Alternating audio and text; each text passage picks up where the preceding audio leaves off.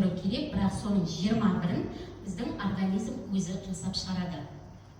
Одан кейінгі ең маңыздысы бұл минералдар. Біздің организмге 15 түрлі минерал күнбе-күн керек, каждый день, да? Неге минералдар бұл клеткаға энергия береді?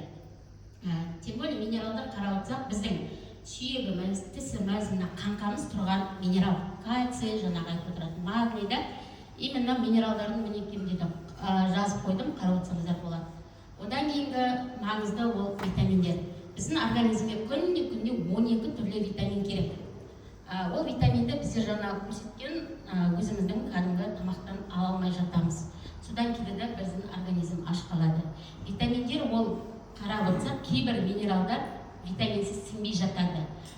Бұл витаминдер дегеніміз біздің клеткаға опять же энергия береді, плюс бұл біздің иммунитетті көтереді, адамға энергия беріп, адамның сау болуы үшін маңызды. Одан кейінгі маңызды роль бұл жирный кислоты, май қышқылдары, да? Біздің май қышқыл бұл біздің клеткамыздың мембранасы. Егер мембрана жарақатты болатын болса, ешқандай жаңа біздің айтып отырған белок, витамин ештеңе сіңбейді, жетпейді, өтпейді.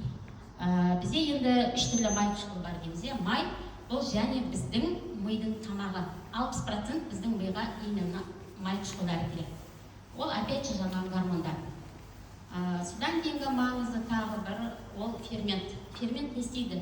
Біздің жеген тамақтарымыздың барын қорытып, именно клеткаға жеткізеді. Өйткені қазір кейбір вегетарианды қарасақ, айтады, ет жеген адамда грибок көп болады, анау көп болады. Неге? Өйткені фермент жетіспегеннен жаңағы біздің жеген ақуызымыз, белокта, ол қорытылмайды да сол жерде шірей бастайды. Сол шірей бастағаннан грибок содан пайда болады. Сондықтан егер біз ферментті күнделікті жейтін болсақ, ол жаңағы тамақтың бәрін сіңіріп, қорытып біздің клеткаға жеткізеді. И осының бәрін клеткаға жеткізетін ол тек қана тірі су. Жаңа айтып өттік, бізде қорылмайтын суы. Бұл біздің клеткаға осының бәрін жеткізеді. Неге десеңіз, біздің енді жеген тамақтың бәрі сол күйде жетіп қалмайды ғой. Жаңағы етіміз амин қышқылға айналады, витамин бәрі соны түзуге көмектеседі.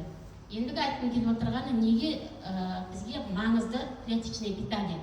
Біздің клетка организм 700 триллион клеткадан тұрады. Біздің организмде күнделікті процесс жүріп жатады. Бәленбай мыңдаған клетка өледі, орнына жаңа клетка келеді.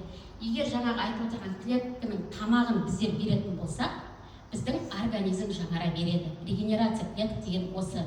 Именно осы клетканың тамағына мән беретін болсақ, біз өзіміздің ағзамызды кем дегенде 6 айда жайлап қалыпқа келтіріп бастаймыз. Енді келесі сөзді әріптесім.